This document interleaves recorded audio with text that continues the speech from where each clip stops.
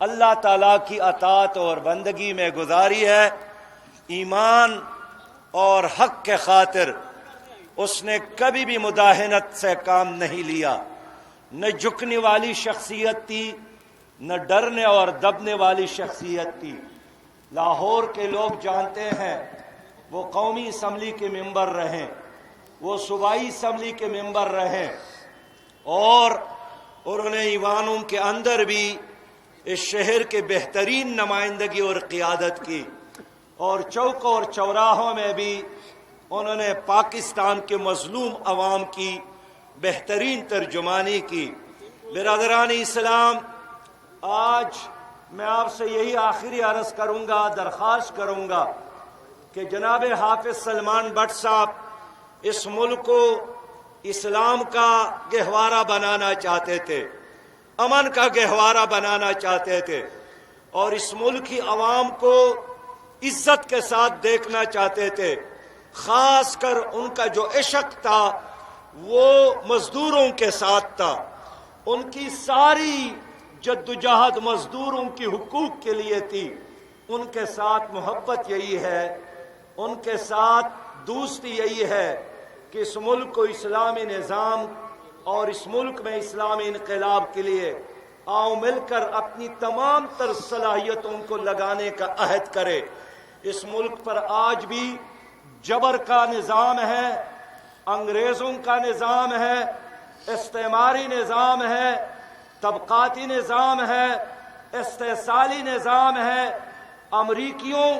اور ان کے مسلط کردہ ان کے غلاموں کا ایک نظام 73 سالوں سے مسلط ہے۔ حافظ سلمان بٹ کا پیغام یہی ہے کہ اس ظالمانہ نظام، اس منافقانہ سیاست کو انگریزوں کے پروردہ اس غلاموں کے غلامانہ ذہنیت اور اس کے نظام کو بدلنے کے لیے جدوجہد کرے۔ میرا ایمان ہے انشاءاللہ فرشتے، جنت کے فرشتے، رحمت کے فرشتے اس کے استقبال کے منتظر ہوں گے، اور انشاءاللہ وہ جس قبرستان میں اب ہم دفنانے کے لیے لے جائیں گے، اللہ تعالیٰ ان کے لیے قبر کو نور کا مرکز بنائے گا، اللہ تعالیٰ ان کے لیے جنت کے دروازے کھول دیں گے، اللہ تعالیٰ ان کو انشاءاللہ تعالیٰ جنت کا فرش بھی دے گا، جنت کا لباس بھی دے گا، جنت کا خوراک بھی دے گا، اور جنتی لوگ اس کے انتظار میں ہوں گے۔ اس لیے اب محترم جناب حافظ محمد ادریس صاحب، جو ہمارے مربی ہے، جو ایک استاد ہے، اور جس نے حافظ سلمان بٹ صاحب کی تربیت میں بہت ہاتھ کیا تھا، بہت ہاتھ لیا تھا، اور بڑی محنت کی تھی،